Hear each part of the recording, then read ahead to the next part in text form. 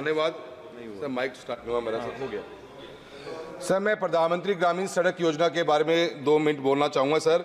अभी इस बजट में 2024-25 के अंदर 25,000 हैबिटेशंस को और नया जोड़ने का प्रावधान रखा गया है, जिसके लिए बजट 19,000 करोड़ रुपए का दिया गया है सर। प्रधानमंत्री ग्रामीण सड़क योजना की जो मुख्य लाइन यही है कि हम एक गांव को डामर की सड़क से जोड़ेंगे सर। राजस्थान बहुत बड़ा क्षेत्र है, अर्जुन जी बैठे हुए हैं, हमारे यहाँ पे सर हर गांव में कच्ची सड़कों की बहुत डिमांड है। पिछली बार भी राजस्थान को 8,000 किलोमीटर सड़क दी गई थी, पर सर एग्जिस्टिंग सड़क को चौड़ी करने का ही प्रावधान है। मेरा आपके मार्फत से सरकार से अनुरोध रहेगा कि इस प्रधानमंत्री ग्रामीण सड़क योजना की गाइडलाइंस को चेंज करते हुए गाँव में कच्ची सड़कों को भी डामर करने का काम किया जाए, ताकि राजस्थान का क्षेत्र सर बहुत बड़ा है। मेरे लोकल लोकसभा क्षेत्र में सरदार शहर में, रतनगढ़ में, सुजानगढ़ में आज भी ऐसे गांव हैं जहां से सर आज तक रोड कनेक्टिविटी नहीं हो पाई है। तो प्रधानमंत्री ग्रामीण सड़क योजना की गाइडलाइंस चेंज करते हुए इनको नई सड़कें, कच्ची सड़कें देने का भी प्रावधान रखा जाए। सभापति जी, मुझे आप 2-3 मिनट ज्यादा देंगे। एक मिनट देंगे। राजस्थान और यमुना के जो बेसिन की स्टेट हैं उनमें एक समझौता हुआ 12 मई 1994 को। हरियाणा, राजस्थान, उत्तर प्रदेश, हिमाचल और दिल्ली यमुना के वाटर के बंटवारे के लिए, और उसी के तहत राजस्थान सरकार ने 7 फरवरी 2003 को एक डीपीआर बना के प्रस्तुत करी, जिसको केंद्र की सभी एजेंसियों ने मंजूरी भी दे दी। पर यह हमारा दुर्भाग्य रहा कि 30 साल बाद आज तक भी पानी हमारे यहाँ आया नहीं है। अपनी मांग ला दें जिससे रिकॉर्ड मैं मांग ही कर रहा हूँ। अब एक दिन अचानक लोकसभा चुनाव से पहले हरियाणा के मुख्यमंत्री जी, राजस्थान के माननीय मुख्यमंत्री जी और केंद्रीय जल मंत्री जी ने एक प्रेस कॉन्फ्रेंस करी और कहा कि हम 4 महीने में यमुना का पानी 1 मिनट, क्योंकि दोनों आप नहीं बोल पाएंगे जाएगा। आपको नहीं बोल पाएंगे, आप बताइए। आप बताइए जी, अगर आपको कोई बात इंपॉर्टेंट है तो आप हमारे बिठा दीजिए, उनको बिठाइए, बिठाइए। श्रीमती संगीता जी। सर, मुझे आपने मेरे निर्वाचन क्षेत्र टोंक सवाई माधोपुर के मुद्दों पे बोलने का मौका दिया, उसके लिए बहुत बहुत आभार। महोदय, मेरा विषय है पेयजल एवं सिंचाई के पानी की। सर, जो पेयजल के लिए केंद्र सरकार की योजना है घर घर नल योजना अच्छी, सुनने में अच्छी लगती है, पर सर इसका जो क्रियान्वयन है बिल्कुल ही निराशाजनक है। मैं सरकार से आग्रह करता हूं कि इसकी यहाँ से मॉनिटरिंग कराए कि जनता को इसका लाभ मिल रहा है नहीं मिल रहा है, क्योंकि इसकी बहुत ज़्यादा शिकायतें हैं। नल आपने पाइपलाइन सब जगह डाल दी हैं, पानी कहीं नहीं पहुँच रहा है। तो मैं आपसे आग्रह करता हूँ मेरे निर्वाचन से सर, एक मेरी ERCP सिंचाई की जो पानी की योजना है, पूर्वी राजस्थान नहर योजना, जिसको अंग्रेजी में ERCP बोलते हैं। सर, प्रधानमंत्री जी वहाँ चुनाव में भी गए थे, जगह जगह घोषणा करी, पर दुख हुआ जब बजट में उसके लिए एक शब्द नहीं बोला गया, एक नया पैसा नहीं दिया। मैं सरकार से आग्रह करता हूँ सर, आखिरी सर, मेरे एक बांध है बहुत बड़ा, जिसके 2 जिलों में सिंचाई होती है। विषय लेंगे आप तो पहले भी रह चुके हैं यहाँ। नहीं सर, पहली बार आए। एक प्रस्ताव एक अगर मतलब शून्य प्रहर का है तो एक विषय होता है सर। इस विषय एक मिनट दे दीजिए सर। एक बांध है सर, पांचना बांध, जिसकी सिंचाई 2 जिलों में होती है, सवाई माधोपुर में और करौली में। सर, वो जब से राजस्थान में बीजेपी की सरकार थी 2007 से बंद है। पानी हर साल बांध भरता है। इधर बोलिए। तो मैं सरकार आपसे अनुरोध करता हूँ बांध को खुलवाए ताकि हमारे किसानों को लाभ मिले। जय हिंद, जय Bharat. Honorable Speaker, sir, thank you very much for giving me an opportunity to speak in the House today. As the House is aware, the prestigious flagship scheme Manrega has started 18 years back under the able and dynamic leadership of Dr. Manmohan Singh ji, and during the regime of UPA chairperson and our beloved leader Srimati Sonia Gandhi ji.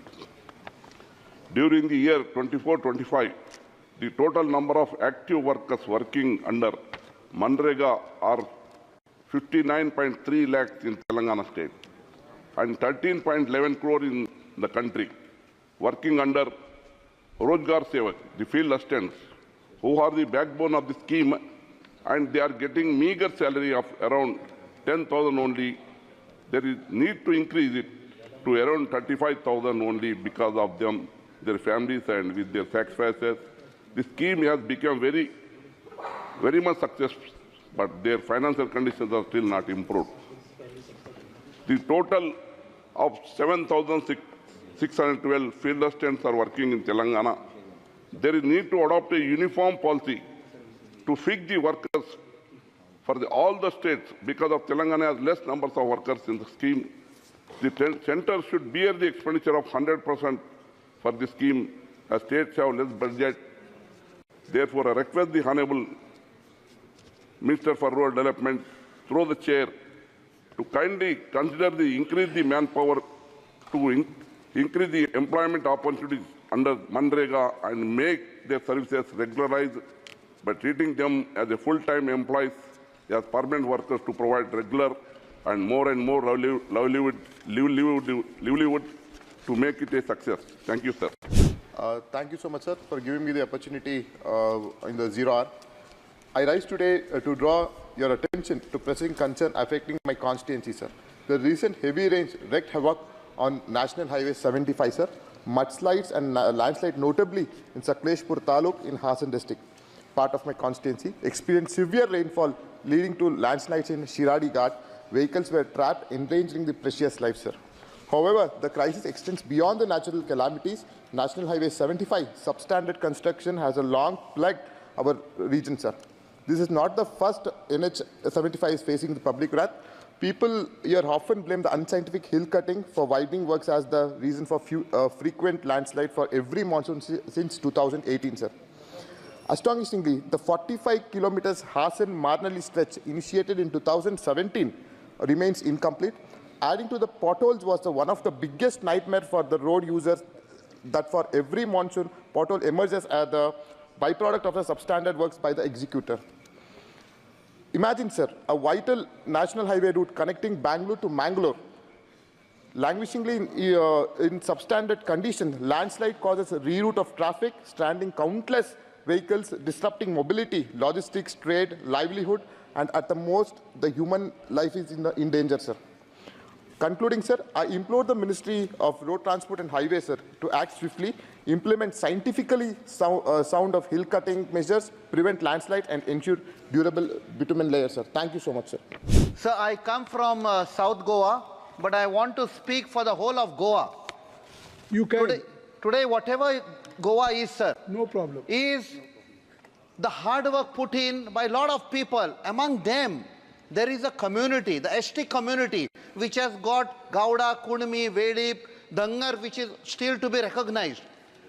Today, 10% of them from the population, they are crying for their rights. They want to be recognized.